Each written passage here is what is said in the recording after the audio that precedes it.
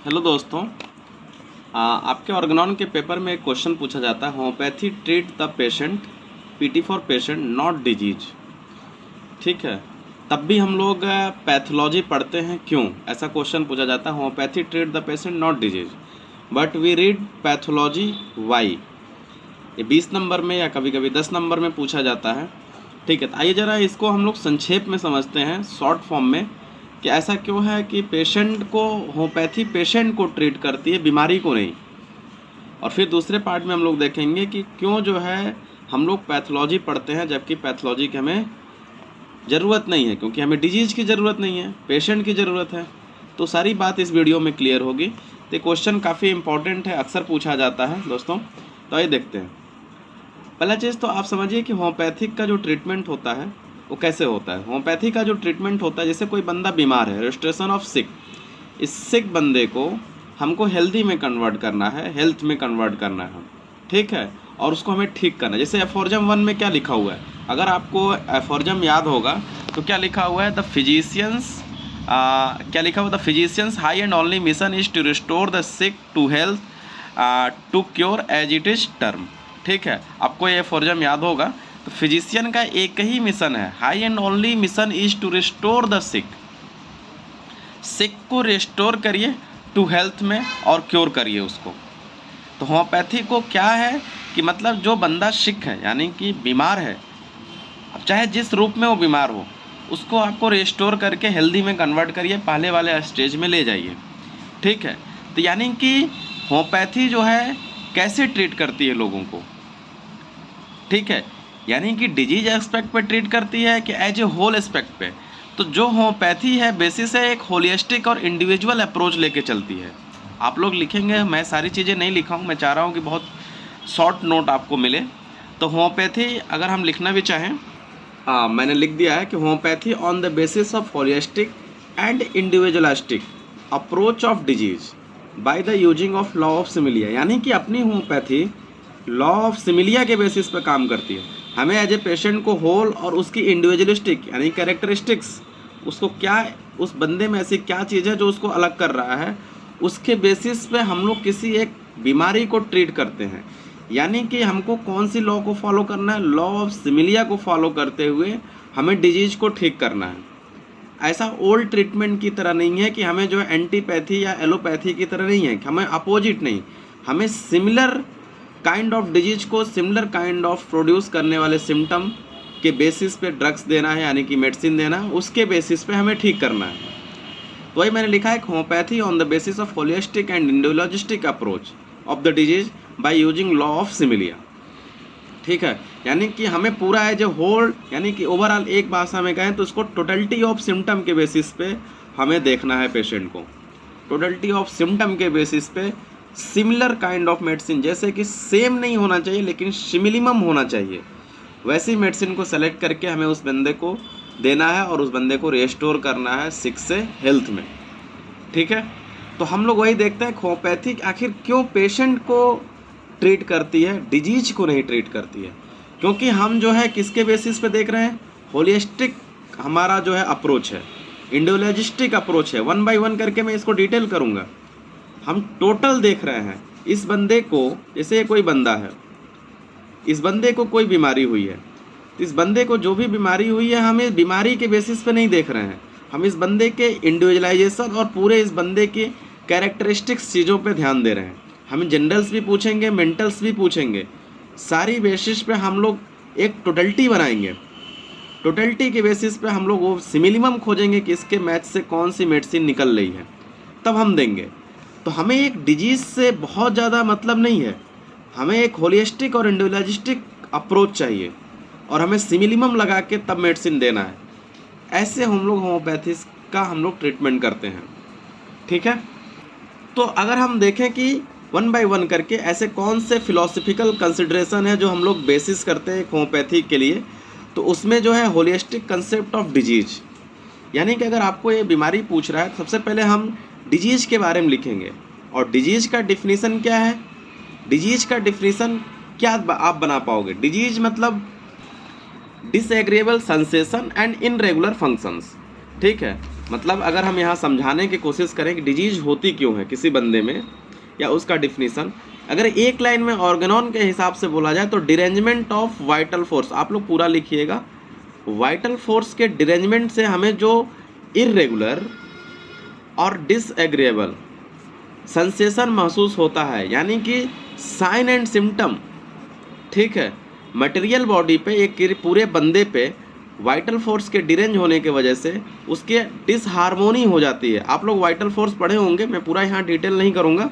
डिसहार्मोनी हो जाती है जिसके वजह से हमें इर्रेगुलर फंक्शंस और डिसएग्रीएबल सेंसेशन मिलते हैं, ठीक है।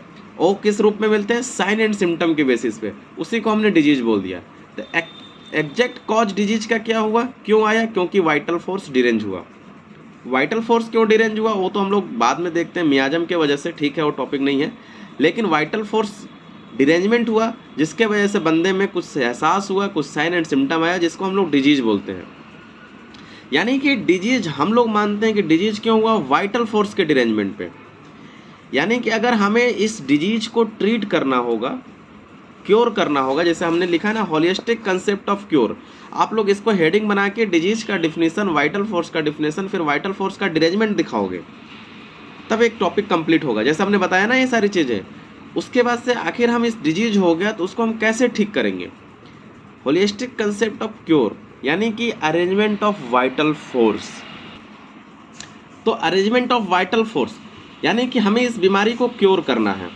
तो सबसे पहले हमने जाना क्या कि ये डिजीज क्यों हुआ? ये डिजीज इसलिए हुआ क्योंकि वाइटल फोर्स डिरेंज हुआ। वाइटल फोर्स को अगर हम अरेंज कर दें तो बंदा क्या हो जाएगा? क्योर हो जाएगा। यानी कि हमारा जो होलिस्टिक वो है, कंसेप्ट है किसको क्योर करने के लिए, वो हमारा एक ही है कि आप अरेंज कर दीजिए वाइटल फोर्स को। यानी कि वाइटल फोर्स आप अरेंज कर देंगे, पहले जैसा कर देंगे, तो जितने भी परसेप्टेबल साइन एंड सिम्टम थे जो कि वाइटल फोर्स के डिरेंजमेंट की वजह से आ रहे थे, वो ख़त्म हो जाएगा, ठीक है। जितने भी मॉर्बिड डिरेंजमेंट था वाइटल फोर्स का, जितने भी परसेप्टेबल साइन एंड सिम्टम आए थे, वो सब खत्म हो जाएगा। लेकिन दोस्तों मैं बता दूं कि ये साइन एंड सिम्टम सिर्फ ख़त्म कर देना ही पूरा रजिस्ट्रेशन नहीं होता है कि आपने रजिस्ट्रेशन कर लिया बंदे का साइन एंड सिम्टम ख़त्म करके, नहीं। Removal of all perceptible sign and symptom, जितने भी इसके अलावा और भी जो दिक्कतें थी जो जब वाइटल फोर्स डिरेंज हुआ, वो सब भी आपको ख़त्म करना होगा। ऐसा नहीं है कि साइन एंड सिम्टम को आपने ख़त्म कर दिया बंदा ठीक हो गया, नहीं। वाइटल फोर्स को आपको अरेंज करना ही करना होगा, हर एक मेंटल लेवल से और फिजिकल लेवल से भी। तो हमारा जो क्योर होता है वो क्योर कैसे होता है? वाइटल फोर्स को अरेंज करके। यानी जितने साइन एंड सिम्टम है उसके साथ साथ जितने भी परसेप्टेबल साइन एंड सिम्टम है पूरा हम लोग रेस्टोरेशन कर देंगे हेल्थ में। यानी कि वाइटल फोर्स का अरेंजमेंट ही क्या कहलाता है? क्योर कहलाता है। यानी कि अगर हम दूसरे लैंग्वेज में बोले कि वाइटल फोर्स अरेंज क्यों हुआ? मियाजम के वजह से। अभी बहुत लंबा हो जाएगा अगर मैं इस पर डिस्कस करूँगा। तो मियाजम आया, कोई ऐसा इन्फ्लुएंस आया जिसके वजह से वाइटल फोर्स डिरेंज हुआ। यानी कि ओवरऑल एक लाइन में बोले कि मियाजम को हटा देना, तभी हम लोग ट्रीटमेंट में एंटी मियाजमेटिक ड्रग्स देते हैं। इस मियाजम को काटने की दवा देंगे। जब ये मियाजम हटेगा अपने आप वाइटल फोर्स अरेंज होगा, वाइटल फोर्स अरेंज होगा, पेशेंट का साइन एंड सिम्टम खत्म होगा और पेशेंट क्योर हो जाएगा। यानी कि हमारा ये cause of vital force derangement को हटाना होगा, यानी वाइटल फोर्स को अरेंज करना होगा। तो वही मैंने यहाँ पे बताने की कोशिश किया, होलिस्टिक कंसेप्ट ऑफ क्योर यानी अरेंजमेंट ऑफ वाइटल फोर्स। अंदर की बात है कि आपको मियाजम को भी हटाना होगा, एंटी मियाजमेटिक ड्रग्स देना होगा, बंदा ठीक हो जाएगा। तो पहला होलिस्टिक कंसेप्ट था डिजीज का कि डिजीज क्यों हुआ, और दूसरा अगर हो गया तो हम कैसे क्योर करेंगे। तो हमें क्योर करने के लिए फिर से वही वाइटल फोर्स जो डिरेंज हुआ था उसको हम अरेंज करेंगे। ये सारी चीज़ें आप इसी टॉपिक में लिखोगे, होम्योपैथी ट्रीट द पेशेंट। अब हमें 1 बाय 1 समझ में आ रहा है कि ऐसा क्यों ऐसा हो रहा है कि पेशेंट को हम लोग ट्रीट कर रहे हैं, नॉट डिजीज को। क्योंकि डिजीज आई क्यों? डिजीज आई वाइटल फोर्स के डिरेंजमेंट पे। वाइटल फोर्स क्योंकि डिरेंज हुआ मियाजम के। ऐसे मैं लिखूं, अगर एक किसी बंदे का वाइटल फोर्स था, इसने डिरेंज हुआ, डिजीज हो गया। वाइटल फोर्स डिरेंज क्यों हुआ? ये रहा वाइटल फोर्स डिरेंज क्यों हुआ? कोई एग्जैक्ट कॉज होगा, मियाजम होगा, चाहे जो भी होगा, ठीक है। तो हमने डिजीज तो हमें इस रूप में मिली, अगर हम इसको ख़त्म कर दें और वाइटल फोर्स अभी भी डिरेंज है तो हमें अभी भी कोई ना कोई दिक्कत होगी, अभी भी हम अनहेल्दी हैं, यानी अभी भी हम सिक हैं, ठीक है। इसलिए हमें वाइटल फोर्स को अरेंज करना होगा, यानी कि हम डिजीज को नहीं देख रहे हैं, ध्यान दीजिएगा, हम डिजीज को नहीं देख रहे हैं, हम वाइटल फोर्स को, डिरेंजमेंट को देख रहे हैं। क्यों? क्योंकि वाइटल फोर्स क्यों डिरेंज में हुआ भाई? वाइटल फोर्स इसलिए डिरेंज हुआ मियाजम आ जाने से। तो हमने ट्रीटमेंट यानी मेडिसिन इस लेवल पे नहीं दिया, हमने मेडिसिन इस लेवल पे दिया। ये रही आपकी मेडिसिन, एंटी मियाजमेटिक मेडिसिन दिया, ये मियाजम खत्म हुआ, वाइटल फोर्स अरेंज हुआ, वाइटल फोर्स अरेंज हुआ तो डिजीज खत्म हुआ।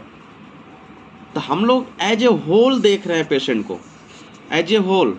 ऐसा बोला जाता है ना कि हर एक बीमारी के लिए एग्जैक्ट कोई ज़रूरी नहीं है कि पैथोलॉजिकल कंडीशन में बंदे का कोई ना कोई कॉज हो, जैसे कि हर वक्त बैक्टीरिया, वायरस, फंजाई यही सब नहीं होता है। बहुत से ऐसी चीज़ें हैं जो मेंटल रूप से भी डिजीज आ जाती हैं। भाई ग्रीफ हुआ जब से बंदे को ग्रीफ हुआ तब से उसे हेडेक हो रहा है। अब हेडेक में कौन सा ट्यूमर आ गया ब्रेन में, कौन सा जो है इन्फ्लामेशन हो गया, ग्रीफ आया ना। ग्रीफ यानी कि हमें बंदे का हेडेक ख़त्म करने से पहले हमें ग्रीफ ठीक करना होगा, ठीक है, मेंटेनिंग कॉज को हटाना होगा, ग्रीफ को ठीक करना होगा, ये पेशेंट को उस चीज़ से निकलना होगा।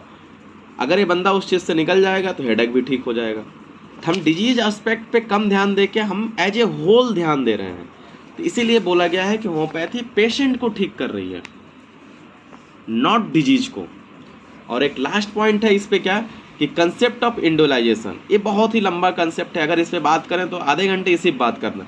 जैसे कि हमने एक एग्जांपल लिया है कि एक बंदे को कफ हुआ है तो उसको अलग मेडिसिन जा रही है, एक बंदे को कफ हुआ है सेम काइंड की खांसी, उसको अलग जा रही है, ठीक है। जैसे कि देखिए किसी बंदे को कोई दिक्कत हुई है, जैसे मान लीजिए खांसी ही हुआ है, क्रोनिक कफ है, ठीक है, क्रोनिक कफ है, तो एक को जा रही है कोई और मेडिसिन, एक को जा रही है दूसरी मेडिसिन, एक को, जबकि मान लो कि इस कफ का कोई एक नाम दे दें, ठीक है, जिसे अपने टीबी इलाज नहीं कर सकते, निमोनिया का नाम दे दें, ठीक है, जैसे मान लो ये निमोनिया है, तो आप निमोनिया हुआ है, डिजीज का नाम एक ही है, लेकिन दवा दूसरी जा रही है, एक बंदे को दूसरी दवा जा रही है, तीसरी को तीसरी दवा जा रही है। क्यों? क्योंकि हर एक बंदे का इंडिविजुअलाइजेशन अलग अलग है। इस बंदे को खांसी जो है एग्रेवेट हो रही है कोल्ड ड्रिंक से, एक बंदे को खांसी एमलेरेट हो रही है वार्म ड्रिंक से, ठीक है। तो अलग अलग बंदे का अलग अलग जनरल्स हैं। एक बंदा चिली है, चिली वाली मेडिसिन दे रहे हैं, एक बंदा हॉट है तो हॉट वाले दे रहे हैं, एक बंदे को ड्रिम्स किसी और चीज़ के आ रहे हैं, एक बंदे को ड्रिम्स किसी और चीज़ के, जबकि सबको क्या है? निमोनिया है। हर बंदे को निमोनिया है, पांचों बंदे को निमोनिया है, लेकिन पांचों की दवा अलग अलग जा रही है क्योंकि इनका जनरल्स और मेंटल अलग अलग है।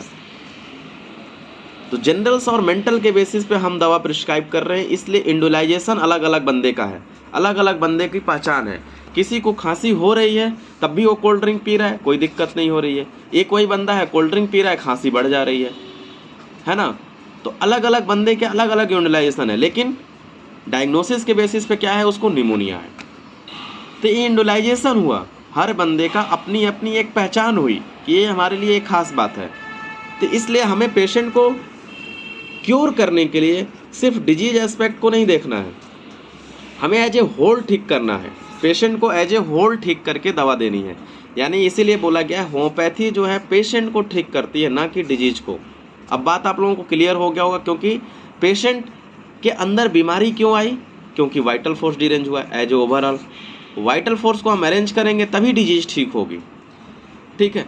तो आपको ये बात समझ में आ गया कि why homeopathy treat the patient not disease, क्योंकि यहाँ पे 3 कंसेप्ट आ रहे हैं।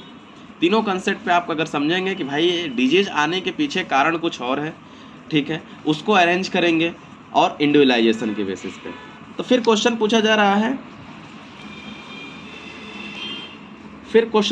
है कि आखिर जब हमको डिजीज से नहीं लेना देना है, एज ए होल पेशेंट को लेना देना है, तो हम क्यों पैथोलॉजी पढ़ते हैं? तो सही बात है, क्यों पढ़ते हैं? एफोर्जम 3 में आपको क्या लिखा हुआ है? नॉलेज ऑफ डिजीज के बारे में लिखा होगा, ठीक है, प्रैक्टिस ऑफ मेडिसिन के बारे में लिखा होगा। आपको हमने लिखा है much no needed pathology in the homeopathy, ऐसा लोगों का मानना है। बट प्रोग्नोसिस ऑफ केस की प्रोग्नोसिस क्या होगी, डायग्नोसिस क्या होगा, और हेयरिंग्स लॉ जैसे कि इनवर्ट से आउटवर्ट, मोर वाइटल ऑर्गन से to less like vital organ, ठीक है, ये सब हमें पता होना चाहिए दोस्तों। पैथोलॉजी का नॉलेज होना चाहिए, अदरवाइज आप प्रोग्नोसिस नहीं कर पाओगे कि बीमारी किधर से किधर जाएगी, आगे क्या होगा इस बंदे में, आप उस बंदे को सर्जिकल देंगे कि क्या करेंगे, मैनेजमेंट क्या होगा, आप नहीं बता पाएंगे। भाई आपको डायबिटीज मेलाइटस है किसी बंदे को और आपको पैथोलॉजी का नॉलेज नहीं है, तो होम्योपैथी तो ये नहीं बोलता है कि आप सिर्फ दवा दीजिए, मैनेजमेंट तो हर एक पैथी में है। आपको इस बंदे को मैनेजमेंट भी सिखाना है। ऐसा नहीं कि आपने ड्रग्स दे दिया और जाओ चीनी खाते रहो, मीठा खाते रहो, नहीं, मैनेजमेंट का भी नॉलेज होना चाहिए। यानी कि डायबिटीज है, तुम्हें मैनेज करना होगा, तो इसलिए हमें पैथोलॉजी की भी नॉलेज होनी चाहिए। डायग्नोसिस क्या होगी, प्रोग्नोसिस क्या होगी इसका, ठीक है। किसी को कैंसर है, सीए है, आपने डायग्नोसिस नहीं पता पाया कि कैंसर है, इसकी प्रोग्नोसिस नहीं पता कि ये कैंसर आगे चल के और ज़्यादा खतरनाक हो सकता है, ठीक है। तो इसलिए जो है आपको ये ध्यान देना होगा कि इसकी डायग्नोसिस और प्रोग्नोसिस कहाँ जाएगी, इन सब चीज़ों का ध्यान रखना होगा। ऐसा नहीं है, ऐसे बहुत से होम्योपैथ सोचते हैं कि हम मेड्रिया मेडिका और ऑर्गेनॉन पढ़ लेंगे तो हम पेशेंट को ट्रीट कर लेंगे, ऐसा बिल्कुल नहीं है। आपको डायग्नोसिस और प्रोग्नोसिस ये सब आना चाहिए। एक गुड डॉक्टर होने के लिए पैथोलॉजी का नॉलेज बहुत ज़रूरी है, प्रैक्टिस ऑफ मेडिसिन का बहुत ज़रूरी है, ठीक है। एलाइड सब्जेक्ट का नॉलेज बहुत ज़रूरी है। तो हम पैथोलॉजी इसलिए पढ़ते हैं क्योंकि डायग्नोसिस और प्रोग्नोसिस के लिए और मैनेजमेंट के लिए और हेरिंग्स लॉ को फॉलो कराने के लिए। तो homeopathy treat the patient but not disease. फिर भी हम लोग पैथोलॉजी पढ़ते हैं, क्यों? ऐसे पेपर में बहुत क्वेश्चन आते हैं, आप ठीक से देखिएगा। तो अगर दोस्तों वीडियो पसंद आया हो तो लाइक करिएगा, शेयर करिएगा और चैनल पे नए हैं तो सब्सक्राइब करिएगा। Thank you.